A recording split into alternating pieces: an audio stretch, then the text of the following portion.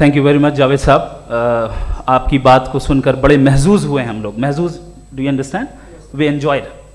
Okay, अब थोड़ा सा लॉजिकली उसको हम लोग देखते हैं। दरअसल हम लोगों ने कल गुजारिश की थी मुफ्ती साहब से भी, जावेद साहब से भी, कि हिंदुस्तानी ज़बान आम फहम सबको समझ में आ जाए और जहाँ कहीं आप मुश्किल शब्द इस्तेमाल करें वहाँ बताते भी चलें। Thank you.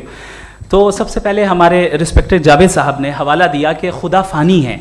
कितने मजहब आगे चले गए, किसी ने जुपिटर को खुदा माना, किसी ने किसी को माना। मैं कहता हूँ जिसने कॉन्टिंजेंट चीज़ को खुदा माना, गलत माना, वो खुदा ही नहीं, वो खुदा ही नहीं है।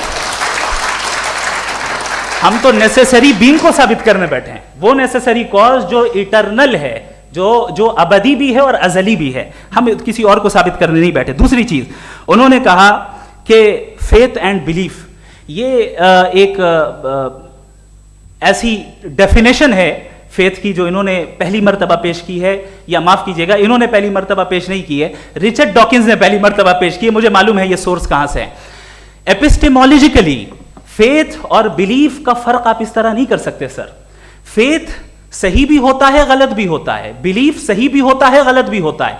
जो लॉजिक, रीजन और एविडेंस से बैक्ड होगा वो फेथ सही होगा। और आप जिस फेथ की बात कर रहे हैं कि इलॉजिकल है और उसके पीछे नहीं है, तो we are on the same page. हम नहीं मानते उस फेथ को, जो फेथ ऐसा हो जिसके पीछे कोई लॉजिक ना हो, एविडेंस ना हो, हम नहीं मानते। हम तो उस फेथ के कायल हैं जिसके पीछे लॉजिक हो और एविडेंस हो। तो बिलीफ सही भी होता है, गलत भी होता है, फेथ भी सही होता है और गलत भी होता है। तो आज फेथ और बिलीफ के डिफरेंस पे बात नहीं हो रही है। आज आप चाहे फेथ एक्सेप्ट कर लें या बिलीफ एक्सेप्ट कर लें, आज ये बात होगी कि ट्रूथ क्या है, चाहे ट्रू बिलीफ सही है या ट्रू फेथ सही है, और फॉल्स फेथ क्या है और फॉल्स बिलीफ क्या है, बात इस पे हो रही। दूसरी चीज इन्होंने पूछा, स्टुपिडिटी फिर क्या है? अगर फेथ, रिलीजन स्टुपिडिटी नहीं है तो और क्या है? चूंकि फेथ का मुतालबा करते हैं तो स्टुपिडिटी क्या है? मैं कहता हूं स्टुपिडिटी एथिज्म है। उसकी वजह यह है कि आप एक सड़क पे जा रहे हो और आप किसी गार्डन में जाएं और देखें वहां लिखा है फूलों के साथ, I love Javed Akhtar, and I really do, I love you sir. So जब आप वहां पर पहुंचे तो वहां पहुंचकर अब ये बताएं, क्या आप ये कहेंगे वाह व्हाट अ नेचुरल सिलेक्शन? ये क्या नेचुरल सिलेक्शन है? नहीं, ये प्रिसाइजली डिजाइंड है, इसके पीछे डिजाइनर है। लिहाजा अगर कोई एक ऐसी कॉमन सेंस की बात को कबूल नहीं कर रहा है कि यूनिवर्स जो इतने प्रिसाइजली काम कर रहा है, हम कह दें कि खुद ब खुद बन गई, मैं समझता हूं इससे बड़ी स्टुपिडिटी और कुछ नहीं है। ये इर्रेशनल चीज है। फिर हमारे सर ने कहा कि आपने बॉल पे फोकस किया, आइलैंड पे फोकस नहीं किया। अरे आइलैंड को किसने बनाया, यही समझाने के लिए तो बॉल की मिसाल दे रहा हूं। और बॉल भी कॉन्टिंजेंट है, आइलैंड भी कॉन्टिंजेंट है, दोनों नेसेसरी बीइंग का मुतालबा करते हैं। आगे इन्होंने कहा कि नेचर में कोई इंसाफ नहीं है। हम डिसाइड करते हैं कि मोरालिटी क्या होती है, इंसाफ क्या होता है। हम डिसाइड करते हैं, जैसे ड्राइविंग सीट में ट्रैफिक वाला, ये तो किसी खुदा ने नहीं कहा, ये है, इसे कहते हैं फॉल्स इक्विवेलेंस। ये एक लॉजिकल फेलेसी है। आपने जो है मिसाल दी ड्राइविंग की और ट्रैफिक की, ये सब्जेक्टिव मोरालिटी है।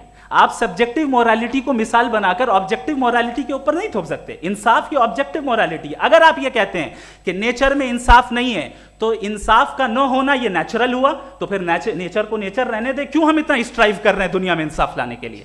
ये तो इलॉजिकल बात है, इर्रेशनल बात है।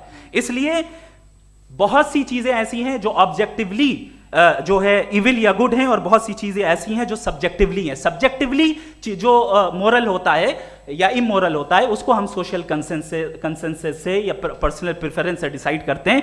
लेकिन जो ऑब्जेक्टिव मोरालिटी है, जिसमें इंसाफ आया, जो इन्होंने बार बार रिपीट किया, ये ऑब्जेक्टिव है, सब्जेक्टिव नहीं है। अगर आप कहते हैं ये सब्जेक्टिव है, तो मेरा सवाल आपसे ये है, क्या सोशल कंसेंसस के जरिए अगर जुल्म को सही करार दे दिया जाएगा तो आप जुल्म को जस्टिफाई करेंगे?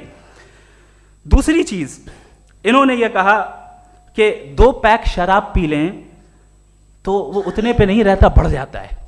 यही मामला मजहब के साथ है। 2 पैक आप पी लें, बढ़ेगा। तो ये एक ऐसी मिसाल है, इसको कहीं भी फिट कर लें कि आप एथिज्म पे जब फिट करें, जब आप 2 पैक एथिज्म का लेंगे ना, तो वो बढ़ बढ़ के नॉर्थ कोरिया बनेगा। Thank you.